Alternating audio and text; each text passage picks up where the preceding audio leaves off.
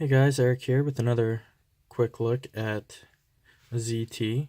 This is the zt0450cf, as you can see. And this is a sprint run with the all black DLC with the green standoffs. So here it is. It's a pretty sweet little knife. My main thing that is kind of cool to me about this knife is that it's very small, and it seems like a really small knife. I think partially because of how thin it is, but when I get into some size comparisons here, you'll see it's really not as small as it looks. It's very light. I'm not going to get into all the specs and stuff. All that stuff can be found online. There's other people that have done videos on this where, that are going to be a lot more in depth than mine. And people who also know more about knives than me. I do love them. I know a fair amount, but I'm just a collector, I'm not a savant. But the action on this knife is very great, very snappy. It's also, as you can see, very smooth, especially for how thin that blade stock is. Hear that detent. Pretty strong, has great flipping action. That carbon fiber is very beautiful as well.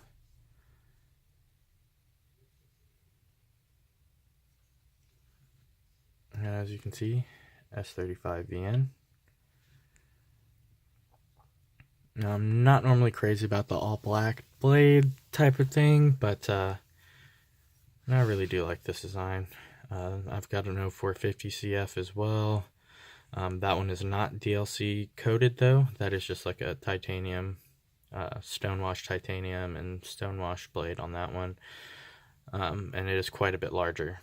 I prefer the 452, I think, but either way, this is a great slim little carry with really sick action. I think they're around like 180 or something like that new, which isn't too bad. I think for that price, I personally I acquired this in a trade, but I think for that price, there are other ZTs in the lineup that I would prefer. However, that is a pretty good value if you ask me. Let me think. As you can see, it's got all the features.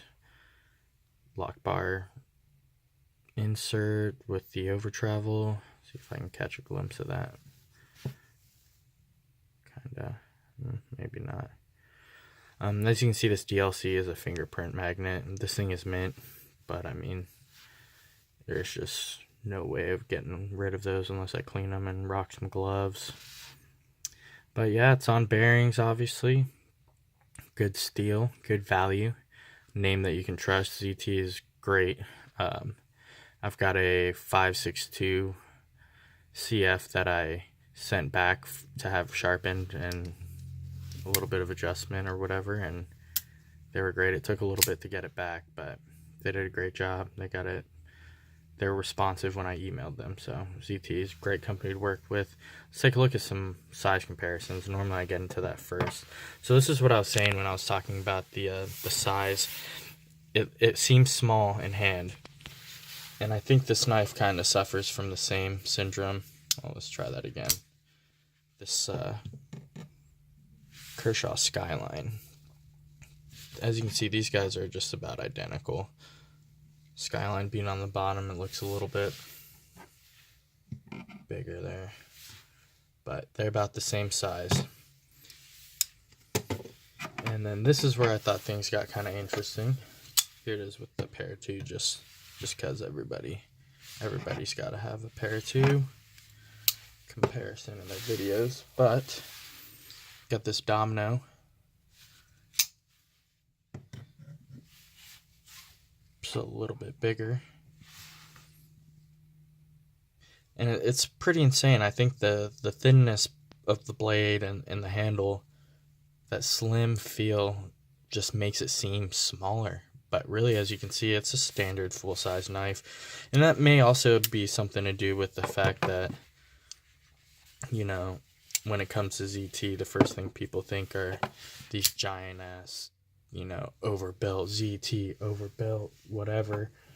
And yeah, they are overbuilt. A lot of them are beasts, like the box will say. But this one just seems a little, I don't want to say dainty. That's not the word I'm looking for, but it is a little more compact, I guess, if we're going to get into some tactical lingo with it.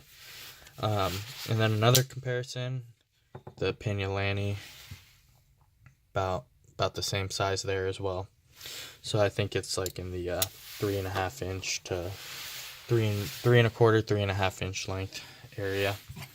But overall, would I recommend this? Yes. If you've got the money and it's a ZT you're interested in, yeah, go for it. It's a nice value. Like I said, there's some other ZTs that I would prefer. Maybe drop an extra 20 or 30, maybe $40, and you're sitting in the realm of, you know, something a little bit bigger. 4.62,